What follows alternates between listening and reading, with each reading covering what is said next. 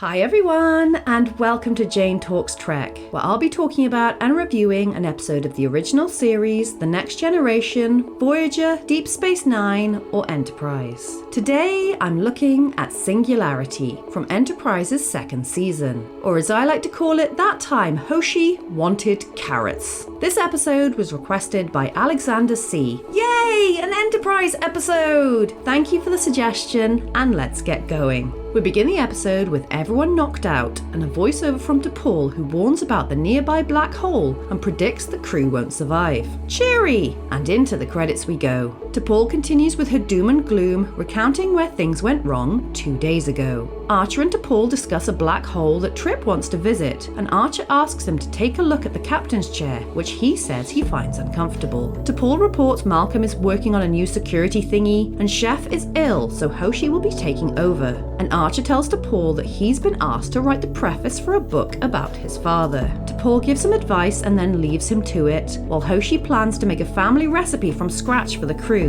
and Travis goes to sickbay with a headache, so Phlox agrees to check him out. He says it could be a side effect of what happened to him in Dead Stop, so gives him a scan, and Trip's drilling of the chair annoys T'Pol, but he doesn't care, causing her to leave. Malcolm, meanwhile, gets a visit from Archer and tells him about a proposed ship-wide alert that would activate in times of crisis, citing plenty of occasions where they were unprepared for an attack. Archer says to run it by the main characters and to not call it anything silly, and later, Hoshi checks up on how everyone enjoyed the food, while Malcolm tries to think of a name for his new protocol, and Trip obsesses over adding stuff to the captain's chair, which causes them to bicker. It's just as important as your read alert. Read alert?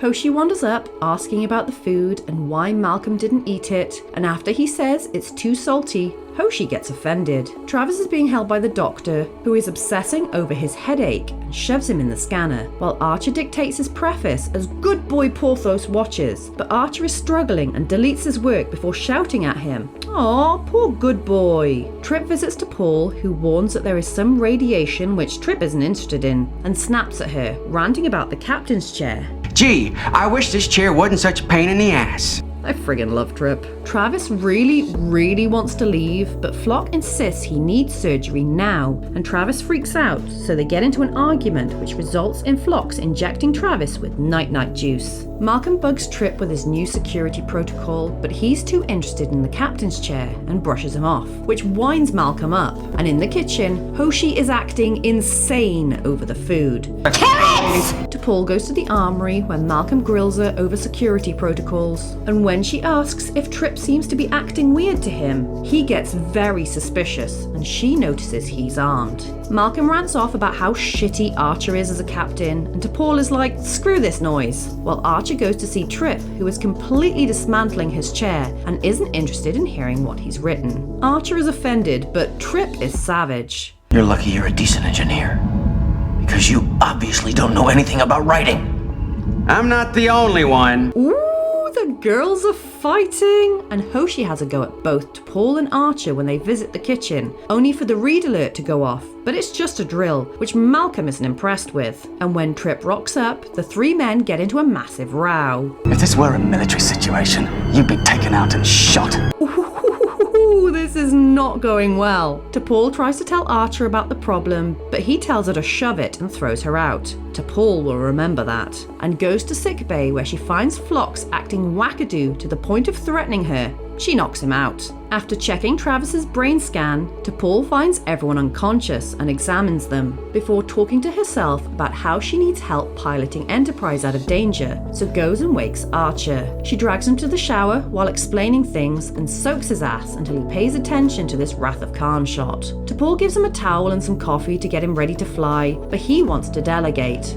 Travis, he's been sedated. Boo! They never let Travis do anything on this show. Archer struggles, probably because this damn camera won't stop shaking, but T'Pol gives him a little pep talk. Uh-oh, that's not good. And T'Pol says their weapons won't charge in time, so good job Malcolm's read alert goes off, enabling the ship to blast its way through. They make it back into normal space. Wakey wakey, Trip! Did we get some nice pictures of the black hole? And with everyone pretty much back to normal, Phlox thanks T'Pol for stopping him from playing Operation on Travis. Malcolm is summoned to see the captain, who says he wants to keep the read alert, but not the hideous noise that goes with it. And after all that work, Trip reveals that he lowered the captain's chair by 1 centimeter. He's not a fan.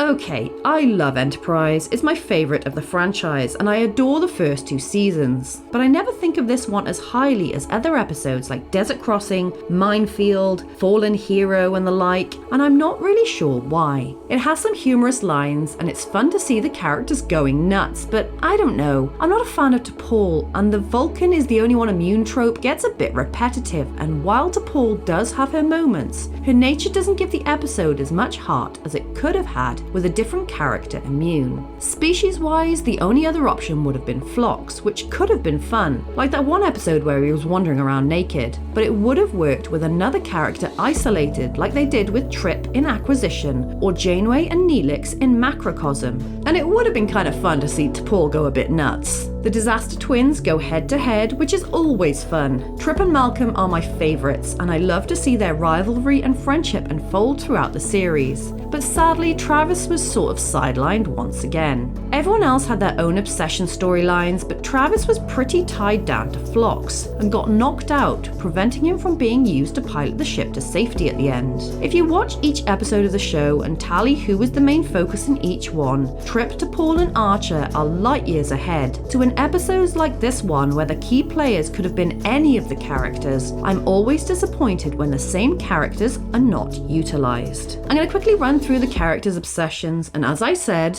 Phlox and Travis were connected together, and Travis's obsession was kind of throwaway, but Phlox's was an enhanced version of his own personality. He is caring and wants to help cure people, so it makes sense that he becomes obsessed with finding out what's wrong with Travis. And Archer's journey as captain began because of his connection to his father and his work, so writing the preface about his father would be very important. Trip likes to please, and Archer is his bestie, so of course he would want to make the captain's chair the best damn chair ever. And I love Malcolm's story. He's always struggled on the ship. He's fiercely loyal and awkwardly rigid, not understanding Archer's often relaxed way of doing things, and always trying to tighten the security on the ship, so his obsession is perfectly aligned with his character, and the read alert made me laugh. Little touches like that are why I love this show. And then there's Hoshi. Her storyline is a little random. It's like they had no idea what to do with her and just shoved her in the kitchen, which just doesn't connect to her core character at all. She's just there, bless her. I would have liked to have seen more of the radiation's effects ship-wide, not just zeroing in on the main cast, but still a fair episode with some fun elements, and hey, it's Enterprise, so it has a place in my heart regardless. So there you have it. That was Singularity. If there's an episode of Star Trek you'd like me to cover, pop it down in the comments below or come say hi on social media. If you enjoyed this video, then please hit that like button, it really does mean a lot, or consider subscribing if you want to be assimilated into my channel. Alternatively, feel free to check out my other YouTube channels. Thank you so much for watching, I'll speak to you soon, and live long and prosper.